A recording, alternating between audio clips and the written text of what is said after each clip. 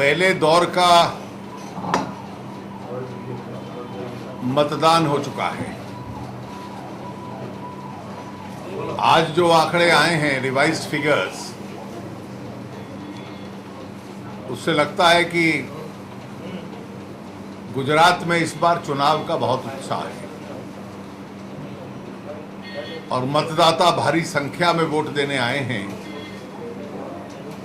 मुझे बताया गया कि शायद जो आंकड़ा है, जो प्रिलिमिनरी एस्टिमेट्स थे, उससे भी आगे बढ़कर 70% के करीब हो गया है।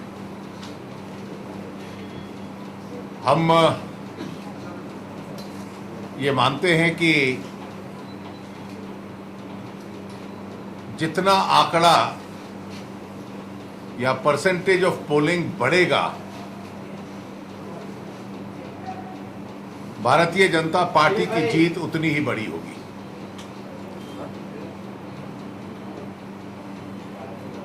और जो हमारा जीतने का मार्जिन होगा,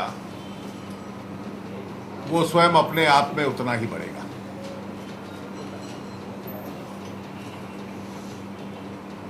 जब चुनाव को लेकर उत्साह होता है तो उस उत्साह के पीछे कोई कारण होता है, और जो दो स्पष्ट कारण सामने आए हैं कि गुजरात की जनता मानती है कि गुजरात का आर्थिक विकास भारत में और पूरे विश्व के सामने उसकी जो चर्चा होती है, एक उदाहरण बन चुका है।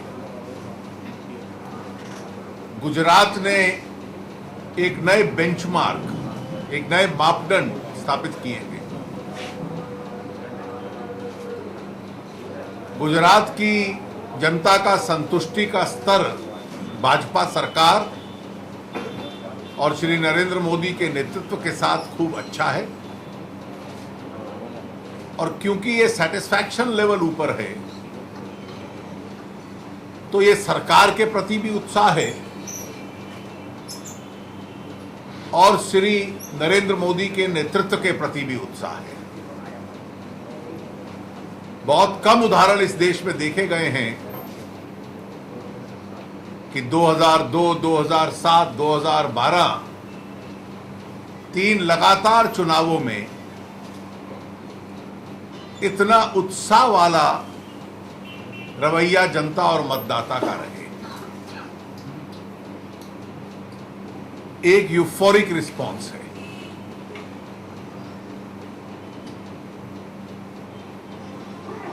हम जनता से इस बात की भी अपील करते हैं कि 17 तारीख को दूसरे दौर में भी और अधिक उत्साह के साथ वोट डालने के लिए गुजरात के लोग आए, और गुजरात में जो राजनीतिक स्थिरता बनी हुई है और एक दिशा गुजरात की राजनीति को मिल रही है, उसकी वजह से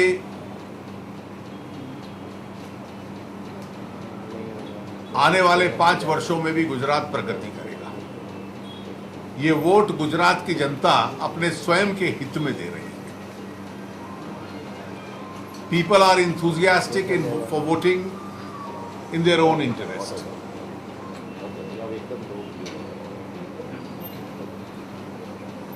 The Congress is struggling. Congress संघर्ष कर रही है कि चुनाव में कोई ना कोई मुद्दा मिल जाए। अभी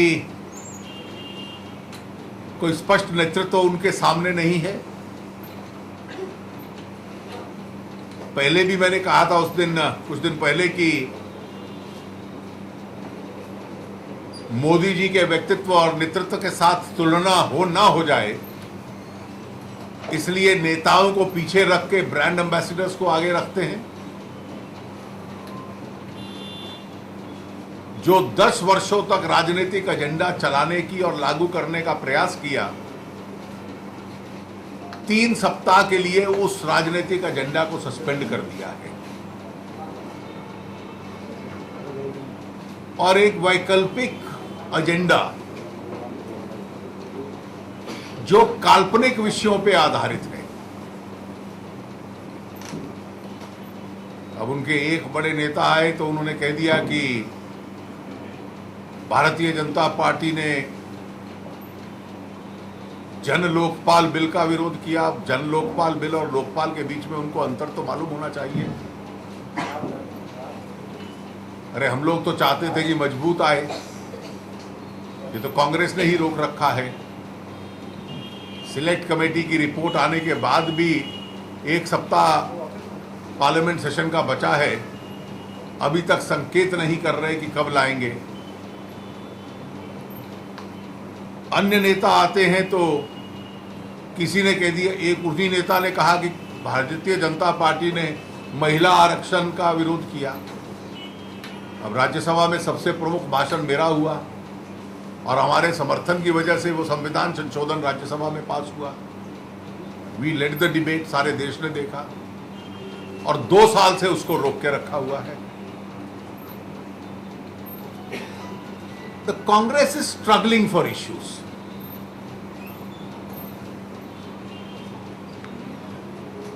Therefore, the struggle is leading them to concocting issues. ये 2 मैंने उदाहरण दिए। अब एक सामान्य वाक्य हर बार कह देते हैं कि हम केंद्र से पैसा देते हैं। अरे गुजरात इतनी प्रगतिशील राज्य है, मैन्युफैक्चरिंग स्टेट है, यहां के लोग टैक्स देते हैं केंद्र को, जिसका हिस्सा राज्य को मिलता है, वो भी भेदभाव के बाद मिलता है। और इसलिए ऐसे कल्पना मत कीजिए कि कोई आप दान पुण्य या चैरिटी कर रहे हो। गुजरात को अपने अधिकार चाहिए, गुजरात को कोई फिलैंथ्रोपी या चैरिटी नहीं चाहिए।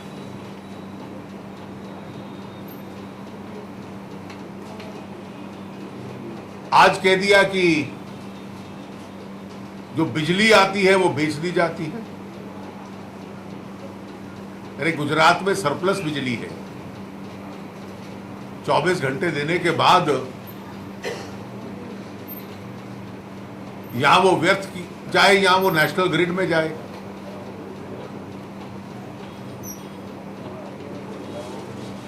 अब जो पावर सरप्लस स्टेट है उसकी सरप्लस बिजली नेशनल ग्रिड में जाएगी ही।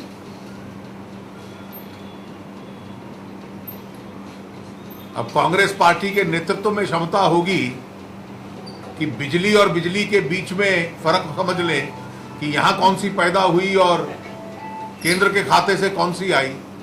दोनों एक ही ग्रिड में आती हैं। यहां किसान के लिए भी प्रयोग होती है, उद्योग के लिए भी प्रयोग होती है, घरों में भी प्रयोग होती है। जो सरप्लस बिजली है वो वापस नेशनल ग्रिड में चली जाती है, जिसका एक अग्रीड फॉर्मूला है।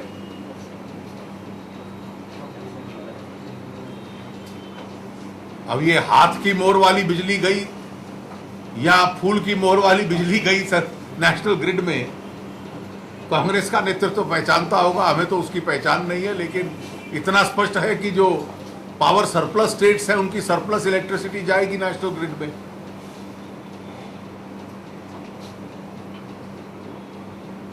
ये हल्का अभियान है, दिशाहीन है, उसके कोई मुद्दे नहीं हैं, नेतृत्वहीन है और शायद मजबूरी में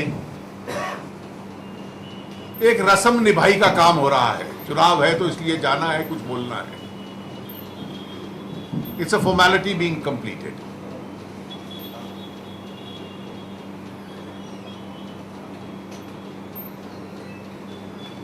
किस तरह के विषय उठाइए। अभी कुछ दिन पहले इस देश के गृह मंत्री वडोदरा आए थे, मैंने उनका भाषण पढ़ा। उस भाषण में कहा कि कांग्रेस की सरकार है जो एक वर्ग विशेष, एक धर्म विशेष के व्यक्ति को डायरेक्टर आईबी बना सकती है। अब डायरेक्टर आईबी एक बहुत सेंसिटिव पद है. The position of director IB is an extremely sensitive position. It has nothing to do with the religion of the appointee. It has something to do with the security of this country.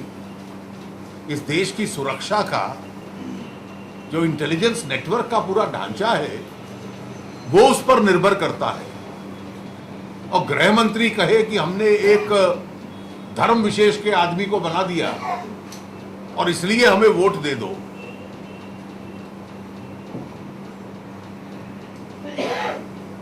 मैं घोर निंदा करता हूं इस वक्तव्य की.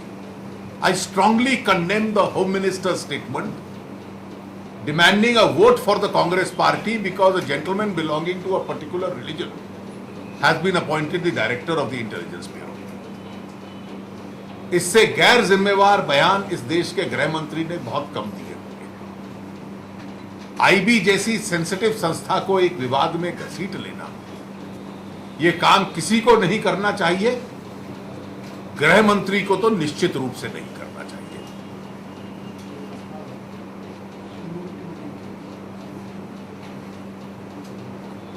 वैसे ये सरकार ऐसी संस्थाओं का दुरुपयोग खूब करती है.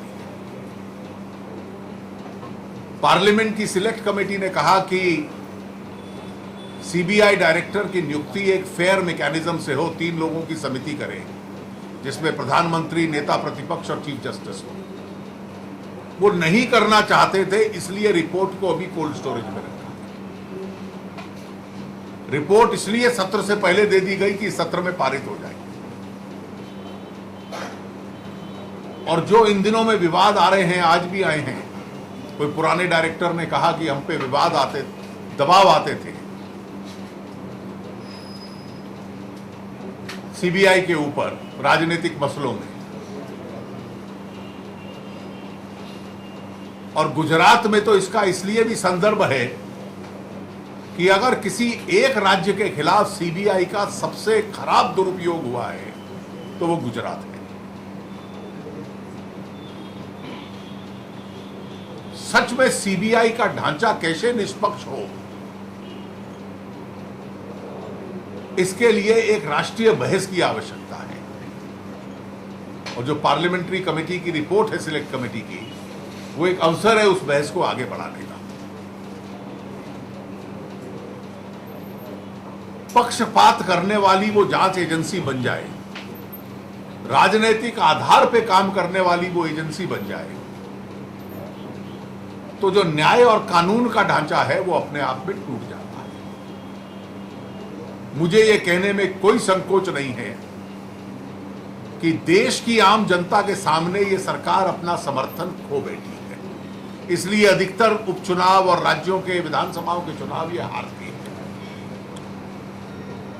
लेकिन क्या कारण है कि हर दूसरे तीसरे दिन जब संसद में आंकड़ा कम पहुंचता है तो सपा और बसपा को मैनिपुलेट करने का अवसर इस सरकार को मिल जाता है. और उसका स्पष्ट कारण है कि उन दोनों दलों के नेता क्योंकि सीबीआई के जाल में आए हुए थे और इसलिए इन जांच एजेंसियों का प्रयोग करके उनको मैनिपुलेट करना सरकार की क्षमता इसको लेकर बढ़ी हुई है.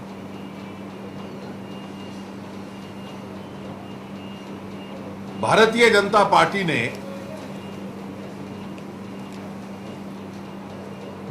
ये चुनाव अपने राज्य के नेतृत्व और सरकार की परफॉर्मेंस के आधार पर लड़ा है. केंद्र सरकार की विफलताओं के आधार पर लड़ा है. और हमें विश्वास है इस बात का कि एक रिकॉर्ड जीत इस चुनाव में हम हासिल करेंगे. 17 को मतदान है अंतिम दौर का।